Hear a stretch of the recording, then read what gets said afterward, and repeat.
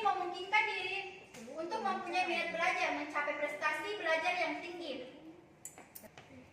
Dan adapun identifikasi masalahnya itu sehubungan dengan latar belakang masalah yang telah dikemukakan. Sesungguhnya masalah-masalah yang teridentifikasi adalah sebagai berikut. Yang pertama, kurangnya peran orang tua terhadap menumbuhkan minat belajar siswa di SD 210 Kajaulalidong.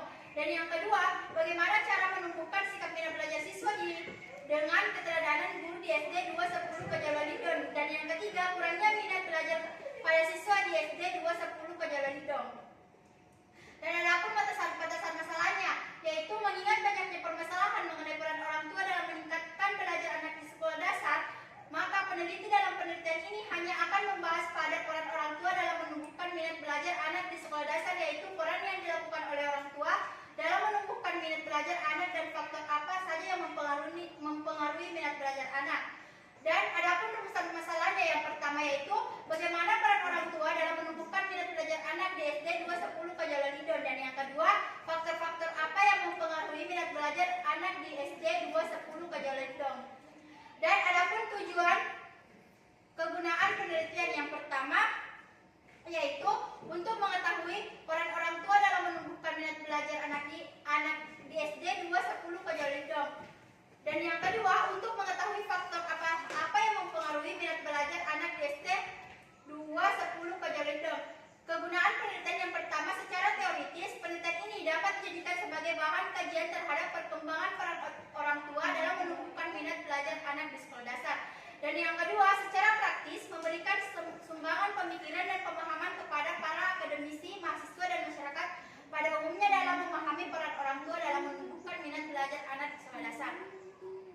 Dan adapun bab 2 kajian pustaka, yaitu 1. Konsep peran orang tua. Peran orang tua adalah cara-cara yang digunakan oleh orang tua mengenai tugas-tugas yang mesti dijalankan dalam mengasuh anak. Peran orang tua terhadap anak harus benar-benar dijalankan sesuai dengan tugas-tugas yang semestinya dilakukan oleh orang tua, karena cara yang dilakukan orang tua akan menjadi pegangan bagi anak tersebut. Dan adapun konsep minat belajar. Dan adapun pengajian terhadap perkembangan peran orang tua dalam menumbuhkan minat belajar anak di sekolah dasar. Dan yang kedua, secara praktis, memberikan sumbangan pemikiran dan pemahaman kepada para akademisi, mahasiswa, dan masyarakat pada umumnya dalam memahami peran orang tua dalam menumbuhkan minat belajar anak di sekolah dasar. Dan adapun bab 2 kajian pustaka, yaitu 1. Konsep peran orang tua. Peran orang tua adalah cara-cara yang digunakan oleh orang tua mengenai tugas-tugas yang mesti dijalankan dalam mengasuh anak. Peran orang tua terhadap anak harus benar-benar dijalankan sesuai dengan tugas-tugas yang semestinya dilakukan oleh orang tua, karena cara yang dilakukan orang tua akan menjadi pegangan bagi anak tersebut. Dan adapun konsep minat belajar. Dan adapun penelitian yang relevan, yang pertama, jurnal yang ditulis Ika Nur Hasanah dalam jurnal Forum Tarbiyah 1 Juni 2013 dengan judul Peran Orang Tua dalam Mendidik Anak. Dan yang kedua, penelitian yang dilakukan oleh Tri Widayati, mahasiswi Universitas Islam Negeri Raden Intan, Lampung, Indonesia, program studi pendidikan agama Islam pada tahun 2018 dengan skripsi yang berjudul Peran Orang Tua dalam Mendidik Anak Perempuan dalam Perspektif Pendidikan Islam. Dan adapun yang ketiga, penelitian yang dilakukan oleh Saudari Ita Musliani, mahasiswa Universitas Islam Negeri Sunan Kalijaga, Yogyakarta, Indonesia, jurusan Pendidikan, Bimbingan, dan Konseling Islam pada tahun 2018 dengan judul Peran Orang Tua dalam mendidik anak usia dini. Dan adapun kerangka pikir, peran orang tua dalam meningkatkan minat belajar peserta didik di sekolah dasar, yaitu peran orang tua dalam menumbuhkan minat belajar anak di SD 210 Kajaulalidong. Faktor-faktor apa yang mempengaruhi minat belajar anak di SD 210 Kajaulalidong.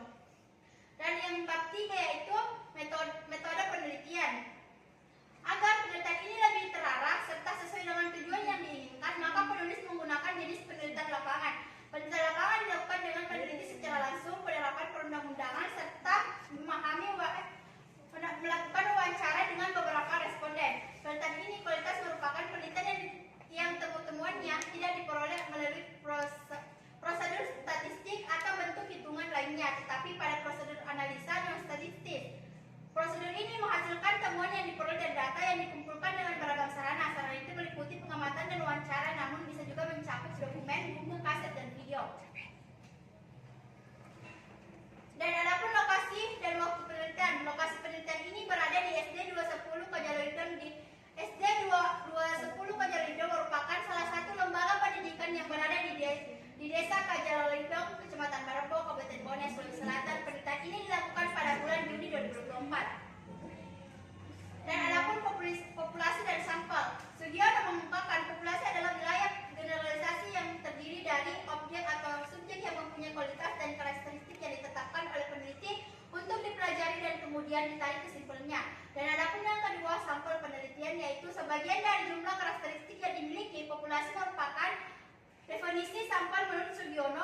Teknik penentuan sampel pada penelitian ini yaitu teknik penarikan sampel non-probability sampling dengan jenis sampling genom, di mana semua populasi penelitian sekaligus dijadikan sebagai sampel. Hal tersebut dilakukan apabila jumlah populasi penelitian berjumlah relatif kecil, yakni kurang dari 30 orang. Dan adapun definisi operasional. Yang pertama, orang tua adalah pendidikan pertama bagi anak mereka, karena dari mereka lah anak-anak mulai menerima pendidikan. Dengan demikian, bentuk pertama pendidikan anak terdapat dalam kehidupan keluarga. Dan yang kedua, minat belajar adalah rasa suka atau ketertarikan anak terhadap pelajaran sehingga mendorong anak untuk menguasai pengetahuan dan pengalaman. Hal tersebut dapat ditunjukkan melalui partisipasi dan keaktifan dalam mencari pengetahuan dan pengalaman tersebut. Ya. Adapun data dan sumber data. Data sekunder adalah data yang diperoleh untuk atau dikumpulkan oleh orang yang melakukan penelitian data ini, biasanya berupa perpustakaan seperti buku-buku, jurnal, skripsi yang memiliki relasi dengan topik yang dibahas. Dan teknik pengumpulan data, yaitu teknik ini menuntut adanya pengamatan dan penelitian baik secara langsung maupun tidak langsung. Next. Dan instrumen pengumpulan data, yang pertama, penelitian ini adalah penelitian kualitatif, maka yang menjadi instrumen penelitian itu sendiri. Penelitian kualitatif sebagai umum instrumen berfungsi menetapkan fokus penelitian, memilih informasi sebagai sumber data. Next. Dan adapun teknik analisis data, yang pertama, reduksi data. Mereduksi data berarti merangkum, memilih hal-hal yang pokok, memfokuskan pada hal-hal yang penting, serta dicari tema dan polanya. Dengan demikian, data yang telah direduksi adalah memberikan gambaran yang lebih jelas. Next. Terima kasih. Mungkin itu saja presentasi hasil penelitian saya. Mohon maaf jika ada kesalahan kata. Wabillahi taufiq wal hidayah. Assalamualaikum warahmatullahi wabarakatuh. Audio Jungle.